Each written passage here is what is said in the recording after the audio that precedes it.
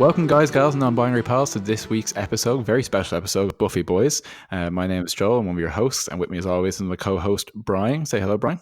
Hello, Brian. How are you? And on this on this very special episode, we have with us our first guest, Ian Carlos Crawford of Slayerfest '98. Say hello, Ian. Hi. Hi, Ian. We're very happy to have you with us. How are you? I'm good. Thanks for having me. Yeah, I love talking Buffy with some other fellow fans and other queers too. That makes me happy. Sorry, what do you call us? This podcast is over. No, I have to say, I have to kick off by saying, so in your podcast is Slayerfest '98, and it's by far and away my favorite name for a Buffy podcast. So I just want to get that out of the way. I love the Slayerfest itself. I love all the kind of the '90s kitsch about it. It's very, very good. So we're very happy to have you here. I suppose if you want, maybe just for people listening, kind of give us a bit of context for I suppose what's your history with Buffy? Tell us all about that. So my Buffy history is my mom, who was a lot older and wasn't like the target audience for it.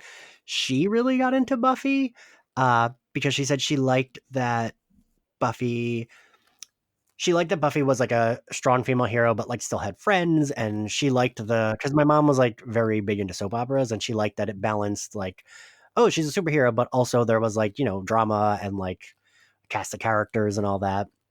And she kind of liked that all the women were very strong.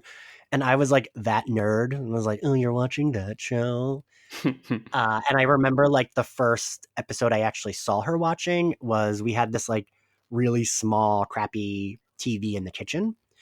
And she was watching Buffy have to stab Angel in the season finale, becoming part 2.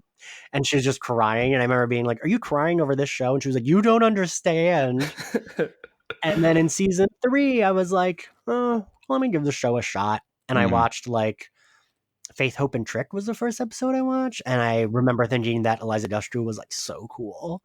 And I would tell people I had a crush on her and I wanted to be Oz, but it was actually flipped. I wanted to be her and I had a crush on Oz.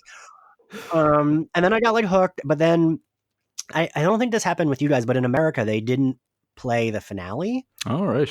Because really? It was considered like because of like school shootings and stuff, and it was like they were blowing up a school. Mm-hmm. So they just didn't air it for like I think like 4 months after it was supposed to air. And because like back then you didn't know, you know what I mean? Like you did, like if you missed an episode, you kind of just missed it. Yeah. And I thought I had just missed it. And because I missed the finale, I was like, well, I don't want to keep watching because I really didn't know what happened last season because I missed that the like last 2 episodes because I thought I had just missed them. I didn't realize they didn't air. And then I didn't get back into it till I learned that Willow was gay. I was like, wait a minute, there's a gay character on the show? Now I definitely need to get back into it. And I think like towards the end of season 4, I started watching, but I didn't really get fully back into it until season 5 was when I was like, okay, now I'm obsessed with this show and started like taping every episode on VHS and stuff like that. Yeah, that's not like too far off kind of how I kind of came into Buffy. I mean, like I started watching it, I think in season 4, and I would have been like 11 or so, and it was just like something that was on in my grandmother's house after swimming some weeks.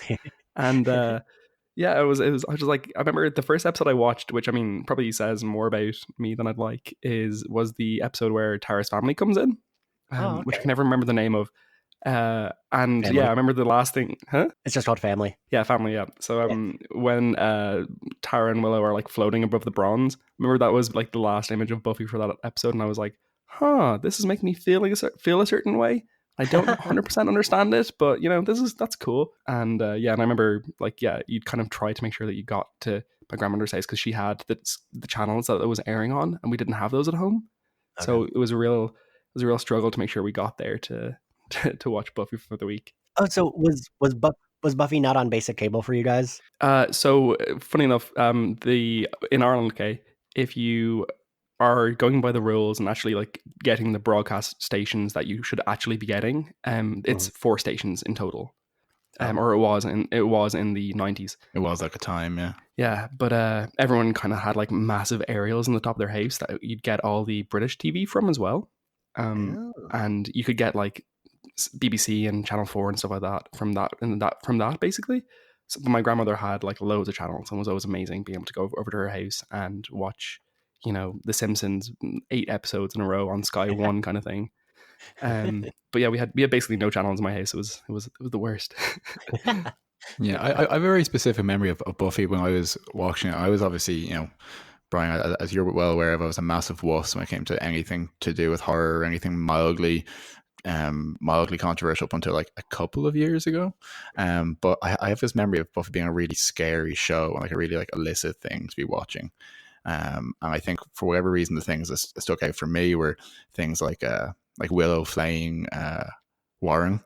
And the whole scene where Spike and Buffy are having sex in the house and it collapses around them. It just seems like a very teenage show that a very like mature show that, you know, maybe I wasn't meant to be watching at the time.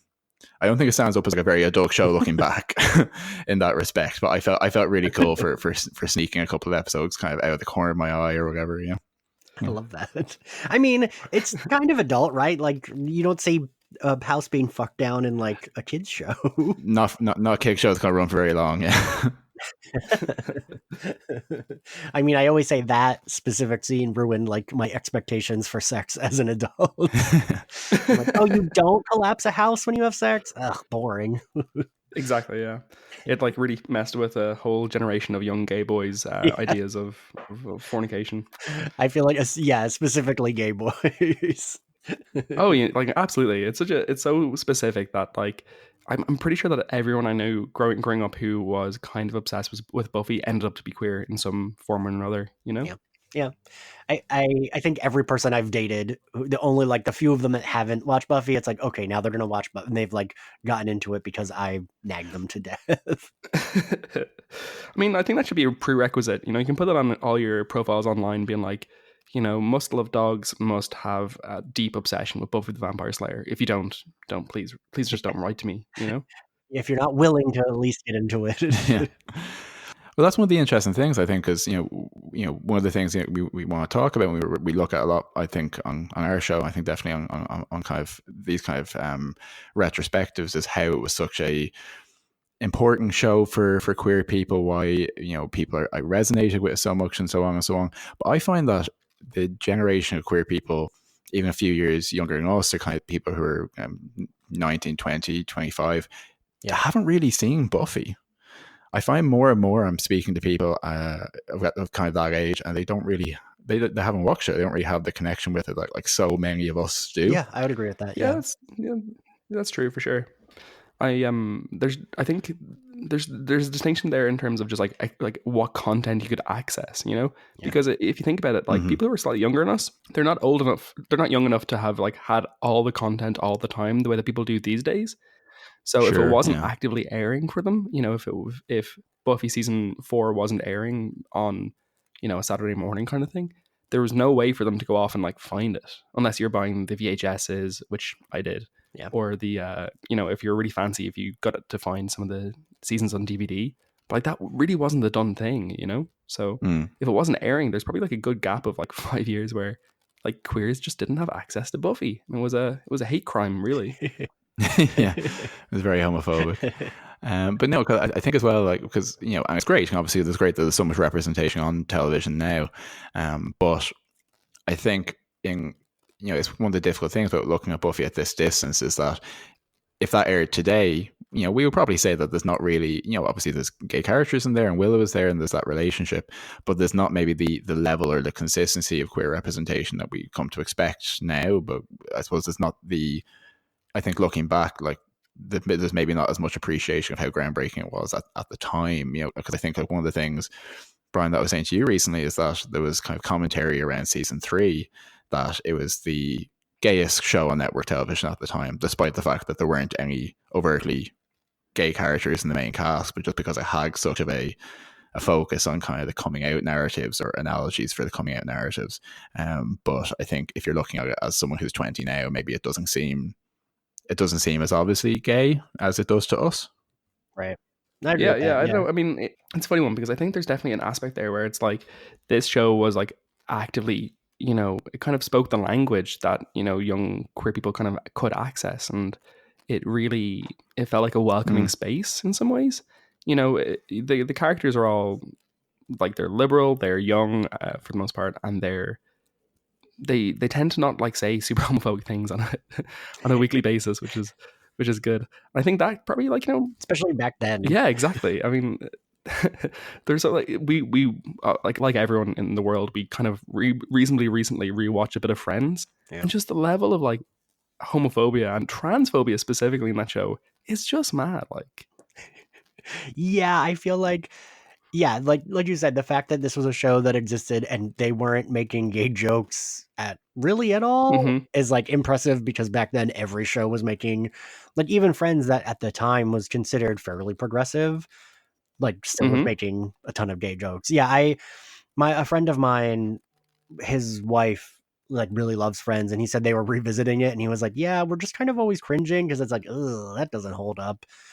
And like, luckily there are things about Buffy that doesn't hold up, but I don't think there's a lot of that where like it's like, ooh, this is, you know, homophobic or whatever. Like, if Xander says something stupid, it's supposed to be stupid, and they all like roll their eyes at him, right? Yeah, it's not in the voice of the show. It's kind of the characters are, you know, problematic in themselves. I think that the biggest thing that we found like that has aged badly so far, I think it probably at the time was not great, was Kendra's representation. Yeah. So we looked at that a bunch when we were like talking about season 2 just generally, and just how Kendra is the black character essentially for this show, and she's kind of treated like a bit of a kind of a jungle specimen and a bit of an ice cold, you know, black heroine. There's a lot of stereotyping there. So much stereotyping, and just the way she gets killed is just so it's just so vicious and unnecessary. And I think that has aged specifically very badly. Yeah, I would say like their representation in general is not the best. No, it's funny. I did like there's this like convention in LA called WhedonCon, and I did a panel there with the woman who played Kennedy, and we were talking about like the reason Buffy holds up and blah blah blah blah blah, and she turned to me and said, "Wait, were there any Latino characters on Buffy?" And I was like, "Well, you."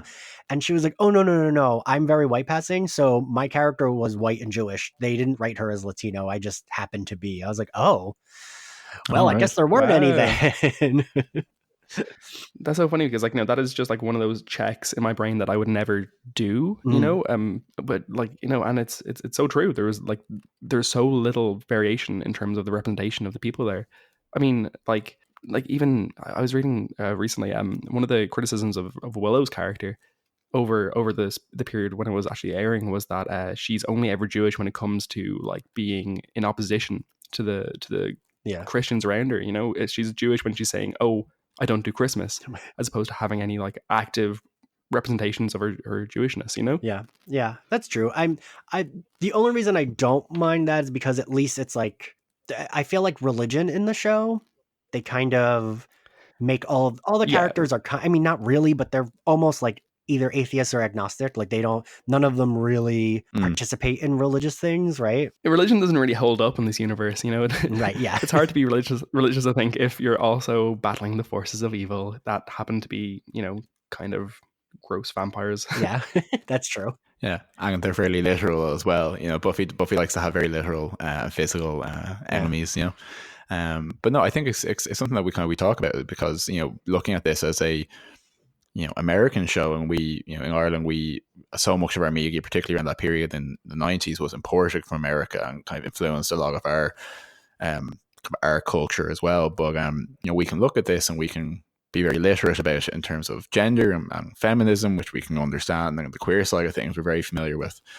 But from an Irish point of view, you know, Ireland's a very, very white country. There's not a lot of people of color in Ireland, and there's not a lot of not racial, but religious diversity in Ireland. So looking at these issues, it's a little bit of an unfamiliar landscape in terms of how it reads for someone who's maybe more familiar or more from that background. Whether, you know, as Brian, as you said, there's elements of representation we don't even realize are missing because they're not kind of part of our everyday. Yeah, it's true. I hadn't even thought about that. Yeah, it's a funny one, because I mean, like, every so often, I remember there's like a photo from Sweden tweeted a couple of years ago, and it was like a bunch of lawmakers, and they were saying, you know, oh, we passed this like gender equality law, and a couple of people like tweeted back at it being like, they're all white people, what the hell's wrong with you in terms of your diversity and stuff? And it's like, you know, that's a good point in some ways, but also Sweden has a very, very low amount of people of color living there, because Sweden never had any colonial past, it never had any, you know, it's also just like a physically difficult place to get to, which is kind of the same thing with Ireland. Like we do have definitely a lot of Eastern European population these days, and quite a bit of quite a bit of an Indian population. But like that's all incredibly recently. You know, it's a very odd like it's an oddly like positive thing in a way, in the sense that like the reason that we don't have more of a diversity is because Ireland didn't go off and like steal people in some ways, you know. Fair. But it's also a hugely negative thing. It means that we don't have as much of a diversity in our population, which is not great, you know. Yeah, that makes sense. The one thing the show 100% doesn't hold up on is diversity. I mean, right? I feel like season 7 they gave us Robin Wood, and it was just like, look, it's a character of color who survives, but it's like, well, this is a little too late because now I don't care. Like, I don't care as much about this character who's thrown in at the end. You know what I mean? Like, not to say I don't care about diversity, but yeah. He's kind of underwritten as well. Like, I mean, he tends to like have really black and white perspectives on things, and very I don't know. His like flirtation with Buffy it also just like falls kind of weirdly flat as well, you know? Yeah, and then they like spend too much time in the final episode when it's like, oh, you think he might have died. And then it's like, oh no, he didn't. Him and Faith are gonna have this conversation that you for sure don't care about. I do love his mother though. She's such a. I mean, that short scene that she's in is just so like that's one of those scenes that like will always stand out for me in Buffy. Oh, for sure. When she's fighting Spike, it's so cool. Well, it's kind of one of the interesting things is that even though we have this sense of the Slayer lying and the Slayer lineage, we don't actually see a lot of other Slayers prior to Buffy. And I was always surprised by that. I thought it just seems like the kind of thing that a show today would mine is just constantly dipping into different, vignettes of different time periods. But we only do see a small number of them, and within that, Robin's mother really kind of stands out. I think is kind of a very distinct character who kind of establishes herself in a very short period of time. Yeah. Mm-hmm.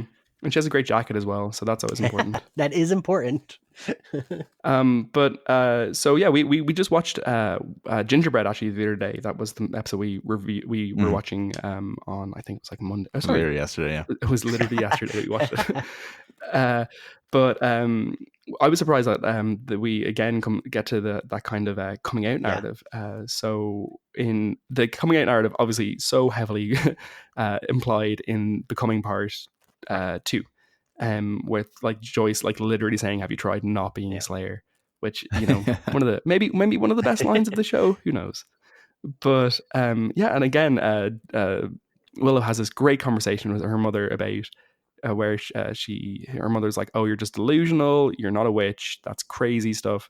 And Willow's like, goes crazy and tries to show like pretend like she's doing spells and stuff. It's a really, really wonderful moment. I love that scene. And like, I think that's probably contributed to the idea that like Buffy was a queer show, that there are these consistent like stories of like hidden identity and revelation and rejection. No, I think that's like a reason a lot of queer people have gotten into like superheroes and stuff like that. And I think that's why Buffy attracted. I think also, having it be that the hero's a woman, she's the main character and she's strong and she does, shit for herself, but she's still othered. She's still, everyone around her still underestimates her because they think, quote unquote, she's like just a girl. So she can't do that. And I feel like a lot of gay people can relate to that, like being underestimated or being looked down upon just because of who you are. When like you're leading your life, you're doing shit, like you're not, and I think that's relatable in it of itself. Definitely. And there's that kind of element there of like having the additional weight of, the secret that you have to layer on top of the rest of your life. You have to live a normal life as well. So Buffy like constantly struggles with having to, do school and like driving tests and stuff like this. And like that's, having that extra thing that kind of puts that pressure on you. Like being, queer and having to hide that, and like having that kind of having that experience. It's definitely identifiable in just being a Slayer. I mean, she's like the superhero. Just she doesn't wear a mask or a costume. She just wears great leather pants and heels. Exactly. Yeah. The one of the things that like I think is a bit odd about the show as well is that like there's very little when it comes to actual queer characters, i.e. like Willow and Tara. there's very little discussion, like verbal discussion of their queerness. So I mean, like having all that subtext of the coming out narrative and of, you know, Slayer secret being queerness, it like, yeah, there's very little like actual discussion of it. I think the only real time they have like a conversation like that is Kennedy and Willow in season 7, in the episode where she turns into Warren, which I can never remember the name of because I don't know the names of any of the episodes. The Killer in Me. I think they like the Killer in Me. Thank you. So in that episode, I'm pretty sure Willow does like calls herself gay. Yeah. And that's like pretty unusual for the show. Like it's like actually verbalizing it, you know? Yeah. No. Yeah. And where do you fall on that? Do you like that they don't, or do you think they should have like explicitly addressed it more? Because like, also there's Andrew, who never, until the comics, he doesn't say he's gay. Like he has like a coming out episode or coming out issue in the comics, and it's kind of like the Scoobies are like, oh yeah, we know. Like they do it realistically, that like Buffy and Xander and them like assumed that he was out, but to him it was like, no, I never came out. Now I'm like, you know, taking that step, and they had assumed he was gay and like out. And I don't know, how do you guys feel about that? Like the fact that they don't explicitly say it all the time, but it's there. Yeah, I suppose I probably would have felt more strongly about it when I was younger, in the sense of, you know, that very kind of like, you know, militant teenage and early college years, wanting, you know, it to be, you know, all or nothing, absolute representation all the time, and you know, nothing's ever kind of good enough in terms of the, you know, that level of kind of being explicit about it. But I find now that I do kind of look at and think about in the milieu that it was in terms of being a network program, in terms of not having a lot of precedent for that, particularly in family friendly kind of programming. And I suppose there's a negotiation there about what they would have been able to represent, and would have been perhaps, you know, allowed to represent, but also just at the expense of kind of the other themes of the show, you know. So I think, you know, it has to be taken in terms of when it was aired. But I do think that being said, if you took those episodes and those storylines and aired them exactly as they are today, I don't think they would be. I don't think it would be enough, but I do think in context it's much stronger. I so the only reason for me I'm okay with there being like, and even like Lauren on Angel, right? Like he's kind of gay, but that's just never addressed. The only reason I'm okay with like on Buffy that happening is because we had Willow and Tara, and we had Kennedy, who were explicitly queer. So I'm like all right with there being like an Andrew who you kind of know he's gay, but like they don't say it per se. And he wasn't, I don't know. I know some people don't love his like arc where he's like suddenly part of the Scoobies, even though he was part of Warren's gang and was like, they murdered Tara, and, you know, he didn't do it himself, but he was still like part of the reason she died. And was there when Katrina was killed. But I think with Andrew, I'm okay with it. Because also he was more of a comic relief, but also his sexuality wasn't part of, like, you know what I mean? Yeah. He was never comic relief because he was gay. He just was comic relief.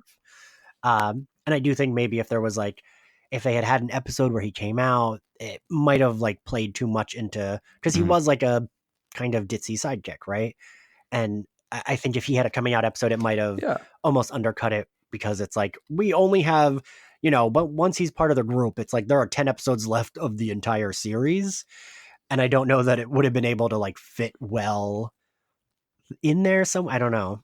Yeah, I mean, like, and there's probably something to be said there about like maybe that would have given him too much of a redemption arc, you know, like shifting focus to him so much that you like give him like a space to have like a coming out story, you know, especially in the last season when you're trying to give every character that you've loved for 7 years as much screen time as possible, and like trying to give them like good goodbyes. I mean, I think it might have just crowded an already kind of messy season, you know? Right, because like I said about Robin, they shoehorn Robin in there, but Andrew, I mean, and so Andrew had one more of like maybe one season before Robin, but Andrew wasn't, in season 6, he wasn't a character we, like, not until season 7 do we care about him, right?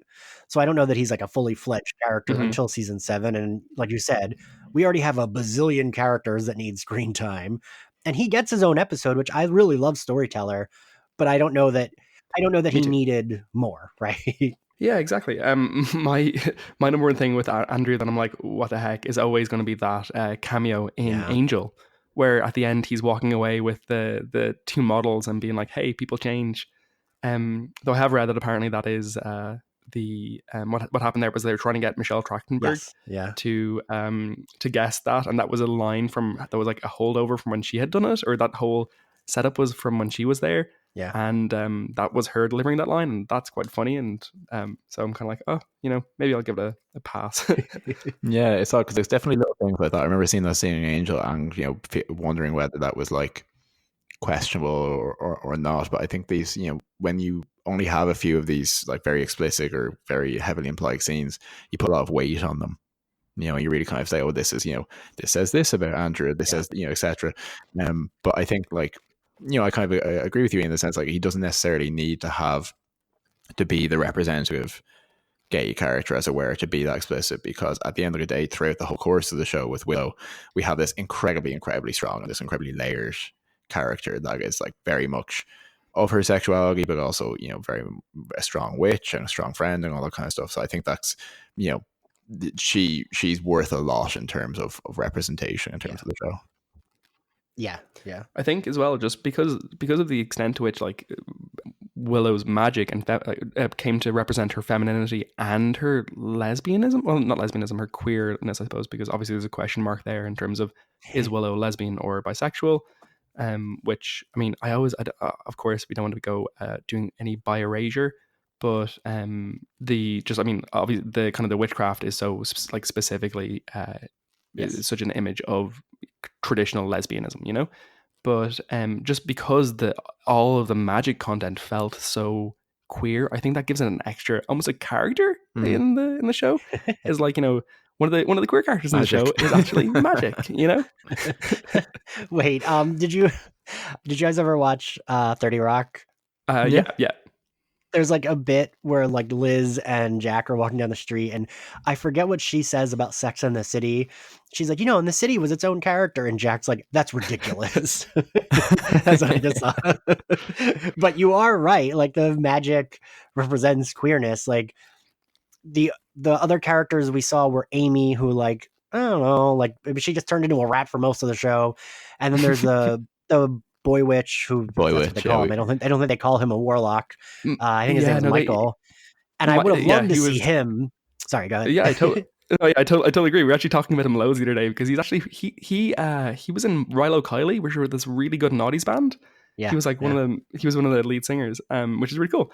But yeah, he was a great character. He was a cool goth, like Wiccan warlocky boy, and like I would have watched him in every episode. That would have been great. Yeah. But see, that's a perfect example where you see Amy and Willow and Michael together, and like that looks like a group of queer people together. Like that's the image we're seeing. People sitting by themselves are kind of doing their witchy things and doing crafts for birthday presents for Buffy, except using magic spells. It just reeks so intensely, and I was really, surprised in terms of rewatching it for the podcast is how explicit that kind of coming out narrative is, and that kind of queer subtext. Because even in that episode with Joyce coming along to watch Buffy patrolling and kind of saying, I want to be part of your life, and maybe this is something we can share, I brought you snacks, that really just awkward but well-meaning, oh, I handled your coming out badly but I'm trying to make it better now kind of thing is very intelligible. Yeah, it's funny because so my mom like loved Buffy, but my mom hated Joyce. And my mom would always be like, no, she didn't help her daughter. She didn't accept her daughter. And I always think it's like a little bit of projecting, because my mom's great and she's like totally supportive and whatever. But when I first came out, she did like a lot of those cliche mom things. And I always feel like my mom projected like the mistakes she made onto Buffy's mom. And that's why she hated her mom so much. And she like always references, because like that's my mom loved Buffy and Angel. So she always like, I think season 2 is probably the season she remembers the most. She like gets a little hazy at the end, but she always references Joyce, not helping her with Angel and kicking her out of the house as like, that was the end. My mom hated Joyce forever after that. Bridges. That's so funny. I mean, like, I mean, like, I think on this rewatch of the show for the podcast, one of the things that's been like most revelatory is just like how consistently we both just like adore Joyce, and like absolutely she makes these mistakes, but yeah, that's probably us projecting, Joel, isn't it? Fuck. Ugh. Yeah, there's no objectivity in this line of work, I don't think. But no, I think no, Joyce is, in terms of, it's such a perfect representation of that dynamic, even though it's not about being gay. It's she really just doesn't understand why Buffy can't just stop being a Slayer, and why she can't just do something more wholesome and safer. And there's a real sense of like Buffy, and because it's predestined and because she's the chosen one, but really kind of having this, well, I can't do anything other than this. I have no options other than this. So you need to come along with that. And I just think it's very, very relatable. Mm-hmm. So since we've talked about, I feel like all the queer characters, but I wanted to see what you boys thought of Kennedy. Oh, I mean, I don't love her. I think I feel bad because like now I know that you know the actress, but like I was on a panel with her. We're not like best friends. She's not sitting beside you silently seething. Your secret best friend was like, she did a great job. I think her character, again, season 7 introduced so many new characters in such a rush. When like, if they had kind of pared back a little bit for season 7, taken it back to basics, it would have been, I think, probably a better structure for the finale. But I didn't hate like Kennedy when I was younger. I thought she was like lovely, but just like I loved Tara so much that I think she did show. I think I was kind of disliked her because of that a little bit. Well, like I think Kennedy's very much written and kind of explicitly there in many ways as to be the anti-Tara, or rather maybe not anti, but someone who was a very big departure for Willow from that relationship. And I suppose the risk there is there's a lot of things about Tara that's very likable. And very endearing to people. So if you, with that kind of severe switch, I think there's a certain abrasiveness there that people don't react well to. But then it's also just the problem with shipping, like people like Willow and Tara. So Kennedy's always going to be the other woman to some fans, I think. Yeah, pretty much. What was your experience with Kennedy? So, I also loved, like, for me, it's funny. I've had so many different guests on my podcast. I always like to get their opinions. So like every episode I have 2 guests. So I'm always asking them, like, I always like hearing people's opinions on stuff like this. And when it aired, I feel like I accepted Kennedy only because, and this is kind of still how I feel, I wanted Willow to do better, right? Like I wanted her to be able to function. If we're accepting the show, Tara's dead. So there's no, you know what I mean? There's no going back there. So I had to accept that Tara was dead. I loved them as a couple. They're probably one of my favorite. It's like them and maybe like Ben and Leslie from Parks and Rec that are like my favorite TV couple. Yeah. Great shows. Yeah. Right. And like, but I was like, oh, but I love Willow so much too. I still want her to be able to move on because she has to, right? Like, and within a TV show, a season, usually someone dies and they're over it in 2 episodes. I think this show did a good job of not just doing that. Buffy always talked about having to kill Angel. Buffy always talked about missing her mom. Willow talked about missing Tara all the time. So I wanted to see her be happy, right? And I felt like Kennedy was Willow's Riley, where like Kennedy served a purpose of being extremely different from her last relationship. And kind of like, oh, this like hot young girl that's going to lay it down for Willow, and like, good for her. And that's kind of how I looked at it, was that she was so different that maybe while I would never have considered them a forever love, and if the show had ended with Tara alive, I would have totally considered Willow and Tara like together forever. I felt like Kennedy served the purpose of helping Willow like put herself out there and like realizing she can still like, maybe find love again. One of the nice things I thought about Kennedy was that like she kind of represented like a next generation queer person, the way I'm sure you have this experience too, where it's like the younger people just have so much less. I'm like the younger people, I'm 29, but like the younger people have so much less weight around like, queerness. I mean, they have so much less baggage around it and stuff like this. So, I mean, I feel like Kennedy really had that same approach to, being queer, was that she was kind of just okay with it. And that was kind of necessary for Willow, who had quite a, I mean, like, just such a traumatic childhood, realistically. And it was really nice that she kind of was an unencumbered, proud queer person. I think that was a really important aspect of what she represented for Willow as well, Yeah, I suppose when you think about it, like, Kennedy's on the cusp, on the bubble of a generation in universe where, people come afterwards her will be talking about, when I was younger, there was only one Slayer, and we had to, walk 20 miles in the snow to find a witch, etc. So there's kind of an analogy there of, Kennedy as being someone who's unencumbered by, like, the level of isolation the Scoobies had kind of earlier in the show. And the lack of support they had. And now when she comes in, there's this whole infrastructure and there's a whole organization and stuff. So it's kind of all tied up there. Yeah, I don't know. And I don't know. I liked, while I know she was bratty, I liked that Kennedy, I think, right, of the Slayer girls, Kennedy would be the one that would be the leader, right? If you had to pick a leader out of the group of those, like, the younger girls, it would clearly be Kennedy, and that would make sense. And she was the most confident. She was the one that could help the most with fighting. Yeah. And, even before the finale, she was the only one who really could help them fight, even though she didn't have powers. So I appreciate that aspect. And it's funny. So when I lived in New York, I lived with two of my straight guy best friends, and I made them watch Buffy. And it was weird. Both of them really loved Kennedy. And I don't know. I don't know what it is. Like, I feel like she appeals to, like, and not like they fetishized her, but just like they were like, oh, I like her. She's a badass. She, like, fights. Feisty. And, like, yeah, like, I don't know. They like both, like, loved her. And when I said I was going to be on a panel with her, they were like, oh my God, tell her I love her. I was like, you are the only two people who are excited that I'm on a panel with her. And it's, like, weird noticing that, like, the only two straight guys I've watched a show with loved her, but almost every gay person I've watched has been like, about Kennedy. I shouldn't really tell you what that means, but I mean, we're all just too precious about Willow, our beautiful, beautiful Willow, I think, Yeah. Yeah, but it's funny as well, because, like, something that's very easy to forget about the show is how young everyone is. Like, Kennedy's, like, what, 19? Is she even 19?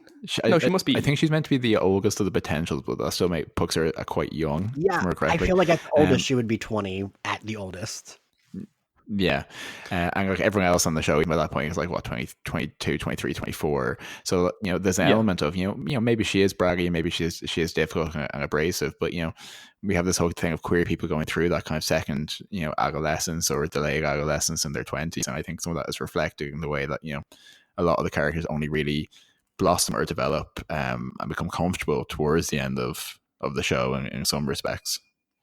Yeah, and I think what you said earlier, that, like, she represents almost like a younger, like, oh, she doesn't have the, like, hang-ups that, like, Willow would have had, or even Buffy or Willow, because, right, just she's gay, but she's also a Slayer, so it's like she doesn't have either of the hang-ups that both of them had when they were younger.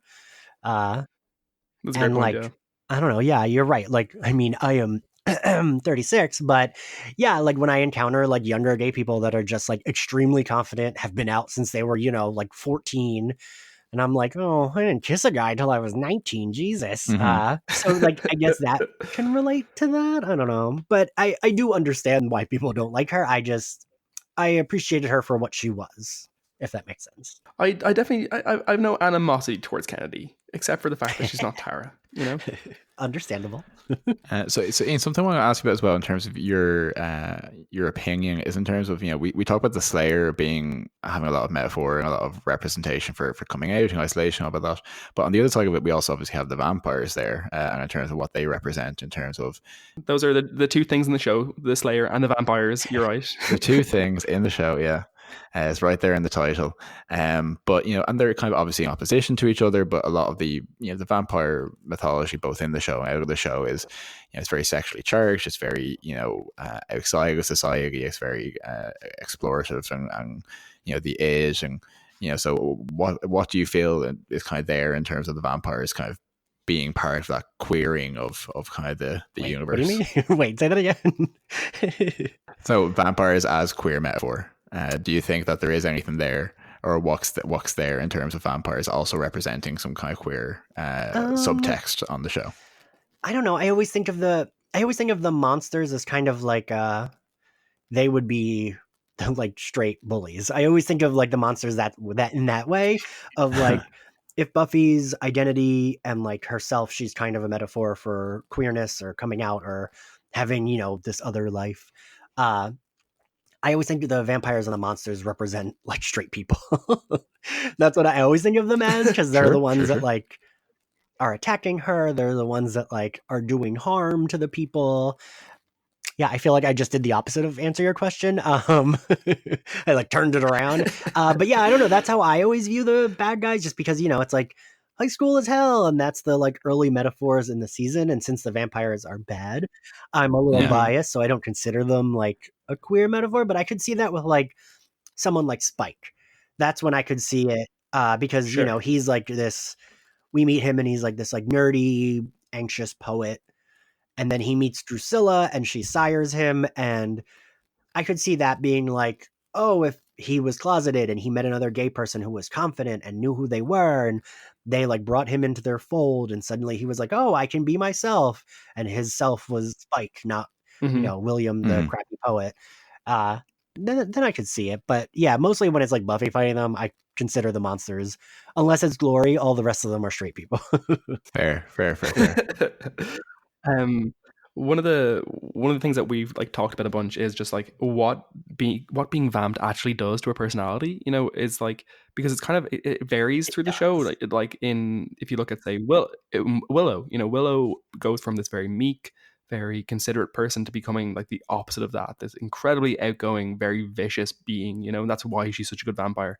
And like if you look at Liam, going from Liam to Angelus, it's like he, as opposed to becoming like being the opposite of what he once was, he goes from being kind of nothing to being very vicious, But definitely one of the things that seems to happen is that they go from the vampires, the characters who are actual characters who turn into vampires tend to go from being straight to being a little bit queer, So if you look at say Liam and William so both go from being very very useless, quiet guys to having bisexual experiences to some degree. And Willow herself identifies that Vamp Willow is pretty gay. So there's definitely something there to say about. I think there's something there about vampires representing kind of a little bit of an evil bisexuality. I can see that. I mean, I think it's just, I don't know. I feel like I'm reluctant. I'm reluctant to be like, oh, they lose their souls and then they can be gay. But I think there is something to be said for like, right, Spike, Drusilla, Darla, and Angel all hung out for like, what was it, like hundreds of years or thousands of years, something like that. I would be like, give me a break. You all fucked each other at least once. Like, come on. Oh, 100%. And I just feel like, definitely.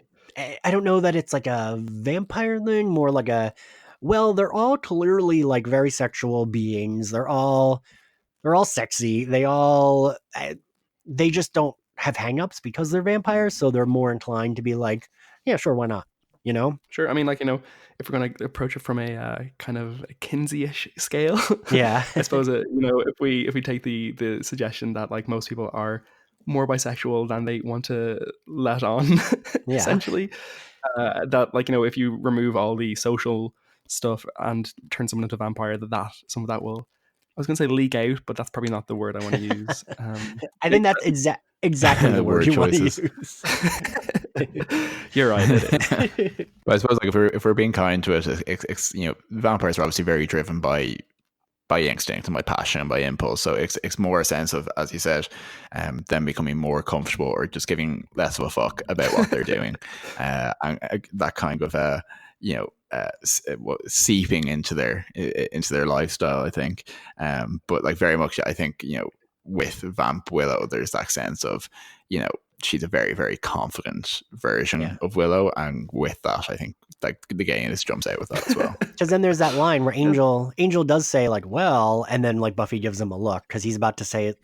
Does he say it? I can't remember. He does say something like, it kind of is a like reflection of yourself. Yeah. Yeah, exactly. He does, yeah. But Buffy says something along the lines of like, don't worry, Willow. A vampire is nothing like who they were in real life. And Angel's like, well, actually, Yeah. which I'm very fond of. Yeah.